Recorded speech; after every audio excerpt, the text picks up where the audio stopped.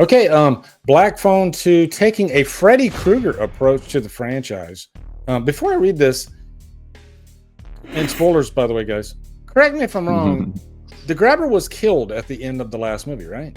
Oh, he's dead. Yeah, he's dead. Double dead. I had a tough time believing it because it was like to strangle somebody with a phone cable is I don't know if that's really possible, but it seems like it does happen. Yes. Yeah. Like if did a TV fall on his head? Because no. If that happened, then he's there's no coming back from that. No, he could have actually. Yeah, no. If it was a TV, he'd have been fine. We could have. But it was Finn's mint arm was able to essentially choke him out and snap his neck.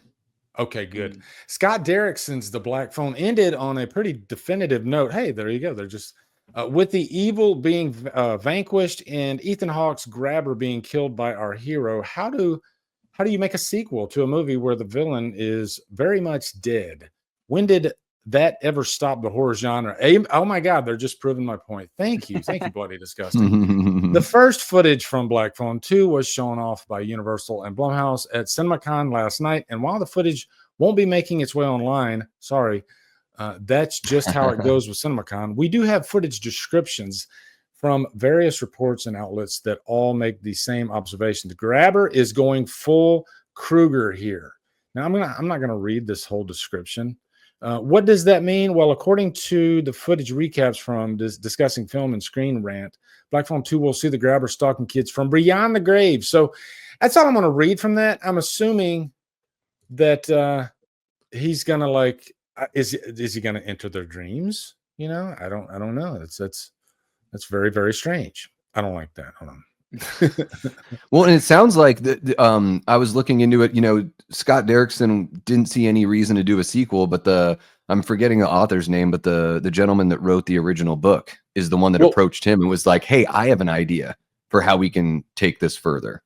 You know, so I don't know. I would imagine he's got to be. Maybe he's using. Maybe there's the Black Phone comes back as its own little entity, and then he's able to reach out to people through the Black Phone and torment them that way. I don't know.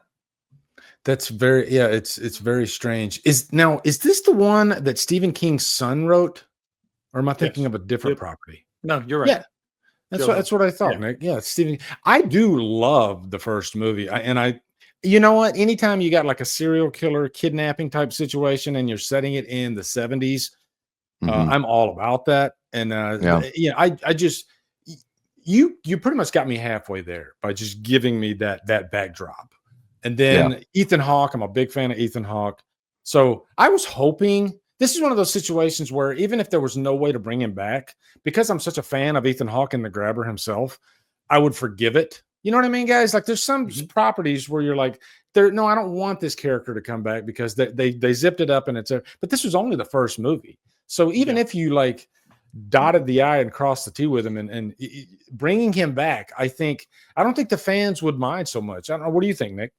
Well, I mean, also, I just think that how is it any different than the origin of Freddy Krueger in the sense that that was a person that killed people that then came back for revenge from beyond the grave. So and we love that series. That series has some great movies. It's an all-timer. I mean, I get it that it's a little bit different for us to see it in real time now. For a lot of us that didn't live through that, but this could be the start of a new franchise. I mean, nobody knows, and this would just be a natural progression. You know, that movie made a lot of money. It was really well received, and I don't know how you guys feel about this, but for me personally, I loved the Black Phone, but I actually felt like it would have benefited more if there was a supernatural bent to it.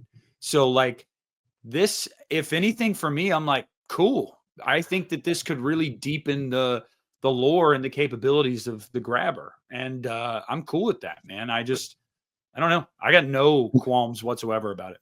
And there is I think there is a supernatural thing going on. I was just full stop, guys. I just watched this film for the very first time this afternoon.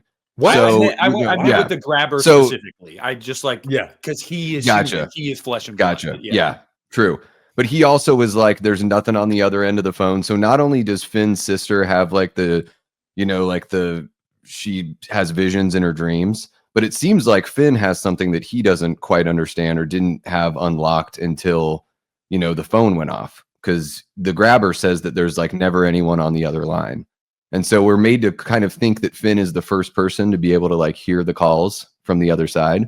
Yeah. So, you know, they could totally do, I mean, both the actors are older. They're going to do it, in high school. So we're going to be like early 80s. That'll be great. And, and maybe they'll be like kind of, you know, flexing those supernatural capabilities, but also at the same time, maybe that opens up a door for the grabber to come back and be supernatural this time around. Yeah. And this feels like a Stephen King, even though it's Stephen King's son. I do have a thing for like young adolescents in horror, and not necessarily a slasher type thing, but you know, this just feels like a Stephen King type movie. And I think those films, they always deliver, you know, because it just kind of transports you to another. I don't know if you guys have ever experienced like kidnapping. I haven't, but I just can only imagine. I mean, we hear about stuff like that, you know, with like the JonBenet Ramsey case and all this stuff. And it really lends itself to movies. And I think those types of films are even more dreadful and scary because it's real life. That stuff can really, and it does. It actually happens. It happens more than like serial killer. I mean, kidnapping happens, I think, probably on a daily basis somewhere in the world. It's quite, you know, intense. And in the late 70s, there weren't cameras everywhere. So it's kind of smart to put it back in that day and age where it's like, it was a little easier to get away with, I suppose. Yeah. But the only way you're going to be able to continue this series is unless you go backward, like a prequel, which I just don't. I don't need. We see people do that too often. Like, let's go back and let's explain everything. Like, if you're going to continue it, you're going to have to do it supernatural because he's dead. So, like, I don't have any issue like at all with this. I think this is a really cool approach, and I'm looking forward to it.